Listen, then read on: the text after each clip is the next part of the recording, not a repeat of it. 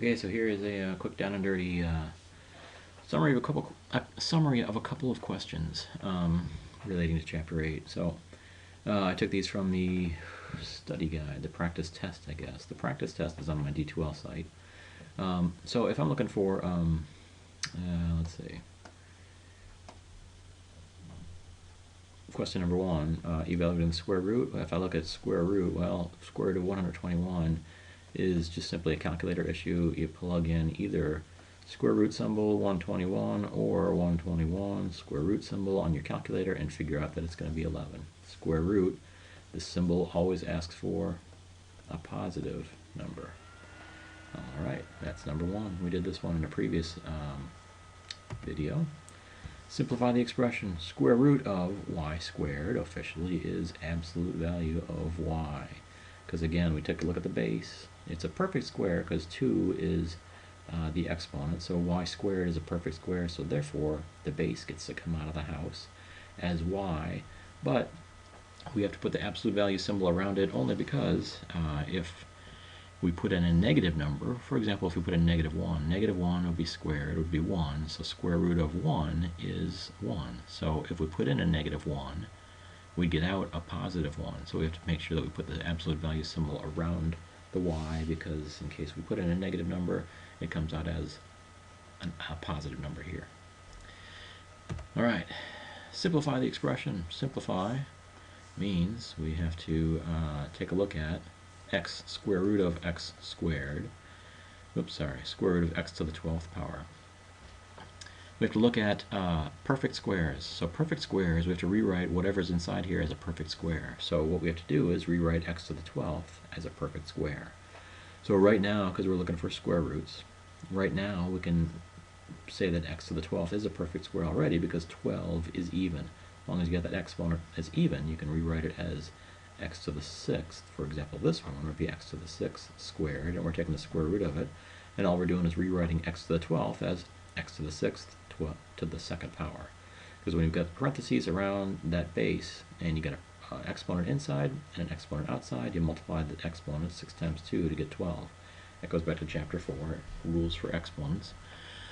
So now that we've got a perfect square inside, as determined by that square right there, then the base gets to come out of the house. So x to the 6th is the answer. Square root of x to the 6th squared is x to the 6th. Just like square root of 25. What's the square root of 25? It's 5. But we can rewrite the square root of 25 as 5 squared, and therefore the base, because we're taking the square root of a perfect square, the base gets to come out of the house. So there's the answer. 5 is 5. It's the answer is the base of the perfect square. Over here, the base of the perfect square is x to the 6th. So x to the 6th gets to come out of the house. Next question, use the Pythagorean theorem to find the missing side of the triangle. Well, Pythagorean theorem says a squared plus b squared equals c squared, and the c is always the long side of the triangle. It's always across from the right angle. So now if we've got, let's see, use the Pythagorean theorem to find the missing side of the right triangle. If a is 5, b is 2, well, we'll just plug in numbers over here. A is 5, so we've got 5 squared, plus b is b is 2, 2 squared equals c squared. And all we're doing now is just evaluating this. 5 squared is 25, plus 2 squared is 4, equals c squared. 25 plus 4 is 29, equals c squared. And now we take the square root of each side, and we get c equals square root of 29. So if we're, let's see, if we are, this would be a perfect number, so if I'm asking for a perfect number, it'd be square root of 29. But if you wanted to evaluate, what we've got, it would be c equals 29 is about 5.3 or so. So either one of these would be correct, depending on what the question asks. It's either c equals square root of 29, and that's a perfect number, or a perfectly exact number. Or if you wanted to get some kind of approximation, you could take the square root of 29 and say it's 5.3 or 5.3 something. So there's your answer, either square root of 29 or 5.3, but just remember a squared plus b squared equals c squared is Pythagorean theorem. Alright, use the multiplication property of radicals to simplify the expression. Well, we've kind of done that in our previous example, but essentially what we've got to do is take square root of 164 and rewrite it in terms of a perfect square. 1, 4, 9, 9 is 3 squared, 4 squared is 16, 5 squared is 25, 6 squared is 36, dot, dot, dot. And we've got to just kind of rewrite this. So I know that 4 goes into 164 evenly, so I'm going to just rewrite 164 in terms of 4. So let's go over here and say it's square root of 4 times the square root of 41, because 4 times 41 gives us 164, and that would be just a calculator issue. You'd pull out the calculator and say, well, what is 164 divided by 4? It's 41. Alright, so now we rewrite it in terms of 4 and 41 because square root of 4 we know is 2. We can take the intermediate step of saying it's 2 squared and square root of it, because 4 is 2 squared, and the base gets to come out of the house. Square root of 41 is just square root of 41, because we can't rewrite square root of 41, or I guess now we can confirm that we can't rewrite square root of 41 as a perfect square. Does 4 go into 41? Because remember, if we're going to try and simplify the square root of 41, we have to rewrite it in terms of a perfect square that can then come out of the house, like this one here, and something else. But 4 does not go in. Let's see, 9 does not go in. 41 divided by 16 is not even. 41 divided by 25 is not even. So, and then 36 as well doesn't go in. 49 is the next one. That's too big. So essentially we've simplified our square root as much as we can. 2 square root of 41 is our answer. Use the multiplication property of radicals to simplify this one as well. Well, this one is really not that different. It's just got a negative 7 out in front of this 28. And again, if we're rewriting what's inside the square, or inside the square root symbol, we have to find perfect squares. And those would be 1 squared is 1, 2 squared is 4, 3 squared is 9, 4 squared is 16, 5 squared is 25, and dot, dot, dot. We don't have to go any farther beyond 28, or sorry, beyond 25, because it's bigger than, that would be bigger than 28.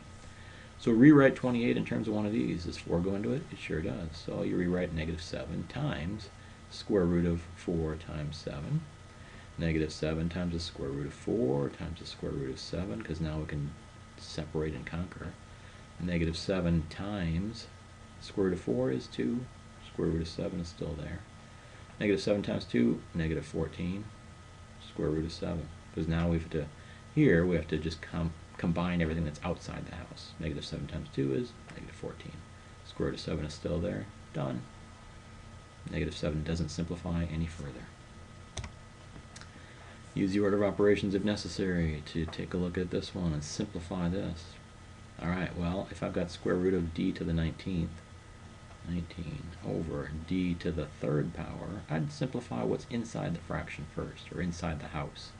So d to the 19th over d to the 3 is, let's see, d to the 19 over d to the 3 is d to the 19 minus 3 is d to the 16th power. Alright, so that's square root of d to the 16th power. And now we've got to simplify this. From previous examples, we say that this has to be we look for perfect squares that are in here. Perfect squares have powers that are even. So therefore we say this is d to the 8th power squared, and we take the square root of it. And then the base gets to come out of the house as d to the 8th power. And there's our answer. So there's our answer. We've simplified as much as we can. D to the 8th. Square root of all this stuff what's inside the house can be simplified, and then we just find a perfect square. Perfect square is d to the 8th squared. Base of the perfect square gets to come out of the house as d to the 8th. Add the expressions. When we add expressions, we take a look at, now I'll write this here, 8 square root of 10 plus 18 square root of 10.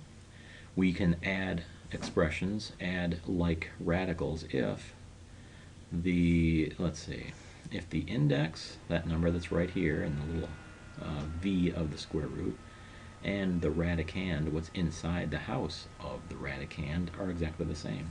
Right now I've got square root of and square root of, and 10 is inside the house for both of them.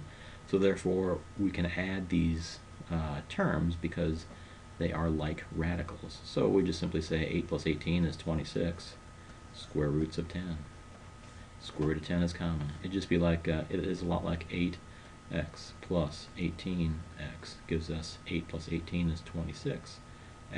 These are like terms. Over here we've got like radicals that can add up to 8 plus 18, 26.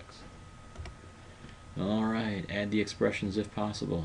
2 square root of 5 plus 37 square root of 3. From our previous slide we learned that these would be like radicals if the square root is exactly the same, the index would be the same, and if the inside of the square root is the same, or the radicand is the same. 5 is different from 3, so therefore these are not like radicals, so therefore there's our answer. We can't combine them because they're not like radicals. Alright, simplify, then add these expressions. Alright, sometimes we take a look at this and we say, well, I've got 20 square root of 28 plus 15 square root of 7. Can we add these? We can't yet because they're not like radicals. But we do have to, first of all, simplify. It says simplify. When you're looking to solve a question, look for the verbs. So simplify and add. Alright, well, I got 20 square root of 28 plus 15 square root of 7. Square root of 28 can be simplified. Or we've got to rewrite, if we're looking at numbers, we've got to rewrite the number inside the house in terms of our perfect squares. Here's our perfect squares. 1 squared, oops, sorry. 25. Talking and writing, not good at the same time. 1 squared is 1, 2 squared is 4, 3 squared is 9, 4 squared is 16, 5 squared is 25, dot, dot, dot, dot, dot. There's a whole bunch left, but we've got to write that 28 in terms of one of these. It's 4 times 7, so we're going to write 20 square root of 4 times 7. And we still got plus 15 square root of 7.